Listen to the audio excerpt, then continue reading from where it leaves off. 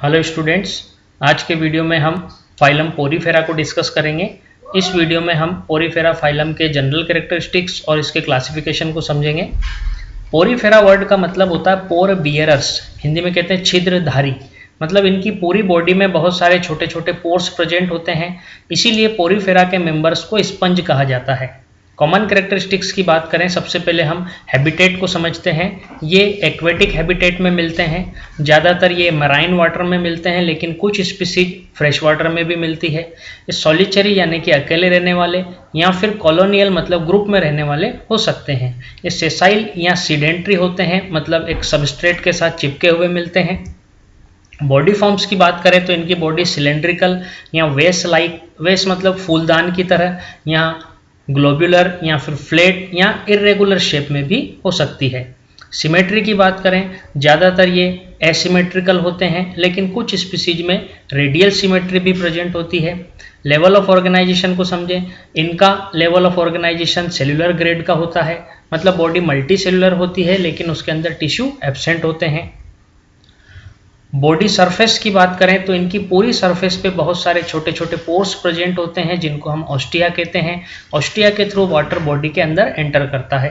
Next है germ layers. ये diploblastic होते हैं, मतलब इनमें एम्ब्रियोनिक स्टेज में 2 लेयर्स होती हैं, जिनमें से बाहर वाली लेयर को हम एक्टोडर्म और अंदर वाली लेयर को हम एंडोडर्म कहते हैं।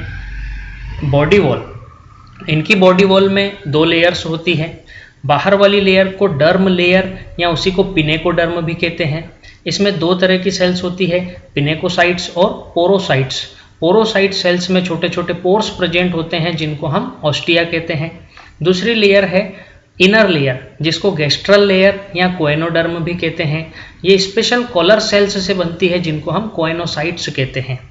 पिनेकोडर्म और कोएनोडर्म मतलब इनर और आउटर लेयर के बीच में नॉन सेलुलर लेयर प्रेजेंट होती है, जिसको मीजोहिल या मीजेनकाइम कहा जाता है।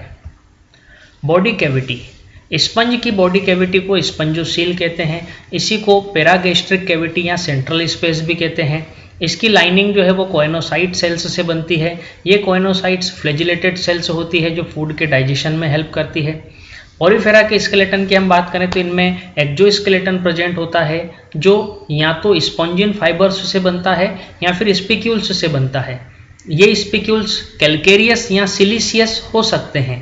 कैल्केरियस स्पिक्यूल्स का मतलब है ये कैल्शियम कार्बोनेट से बनते हैं, और सिलिशियस स्पिक्यूल्स का मतलब है ये सिलिका से बनते हैं। कैनाल सिस्टम पोरीफेरा का सबसे इंपॉर्टेंट फीचर है। डायग्राम की हेल्प से हम इसको देख सकते हैं। पूरी बॉडी में छोटे छोटे पोर्स हैं, जिनको हम ऑस्टिया कहते हैं। ऑस्टिया से वाटर एंटर करता है, जो इस सेंट्रल स्पेस में आ जाता है, जिसको हम स्पंजोसील कहते हैं। और अल्टीमेटली वाटर जो है वो एक बड़े पोर से बॉडी से बाहर निकल जाता है, जिसको हम कहते हैं ऑस्कुलम।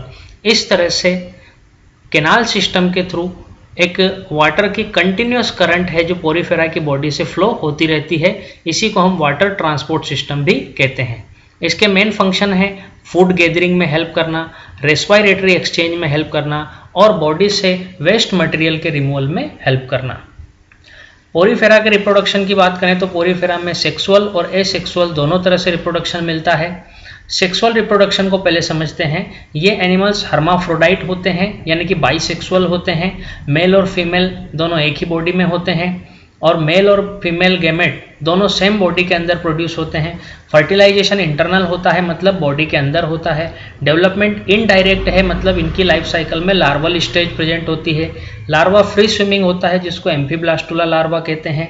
अब एसेक्सुअल रिप्रोडक्शन की बात करें तो एसेक्सुअल रिप्रोडक्शन में बडिंग के थ्रू या फ्रेगमेंटेशन के थ्रू या फिर स्पेशल रिप्रोडक्टिव स्ट्रक्चर से होता है, जिनको हम जेम्यूल्स कहते हैं। अब हम बात करें पोरीफेरा फाइलम का क्लासिफिकेशन। इस फाइलम का क्लासिफिकेशन मेनली स्केलेटन के बेसिस पे किया गया है, और स्केलेटन के बेसिस पे इसको 3 क्लासेस में डिवाइड किया है, जिनमें पहली क्लास है कैल्केरिया। इनका एक्जोस्केलेटन कैल्केरियस स्पिक्यूल्स से बना होता है। इसके एग्जाम्पल है साइकोन एंड ल्यूकोसोलेनिया। डायग्राम में साइकोन को दिखाया गया है। सेकंड क्लास है हेक्साक्टिनिलिडा या हाइलोस्पंजी। इनका एक्जोस्केलेटन सिलिशियस स्पिक्यूल्स से बना होता है। इसके एग्जाम्पल है यूप्लेक्टेला। यूप्लेक्टेला को वीनस फ्लावर बास्केट भी कहते हैं, और दूसरा एग्जाम्पल है हाइलोनिमा, जिसे ग्लास रोप स्पंज भी कहते हैं। डायग्राम में यूप्लेक्टेला को दिखाया गया है। थर्ड क्लास है यहाँ पर डेमोस्पंजी। इनका एक्जोस्केलेटन मेनली स्पॉन्जिन फाइबर्स से बना होता है, जिसके साथ कॉम्बिनेशन में स्पिक्यूल्स भी प्रेजेंट हो सकते हैं। इसके एग्जाम्पल है स्पॉन्जिला, जिसे फ्रेश वाटर स्पंज भी कहते हैं, और दूसरा है यू स्पंजिया, जिसे बाथ स्पंज भी कहते हैं। डायग्राम में स्पॉन्जिला को दिखाया गया है। तो उम्मीद करते हैं फाइलम पोरीफेरा का ये वीडियो आपको समझ में आया होगा। Thank you very much.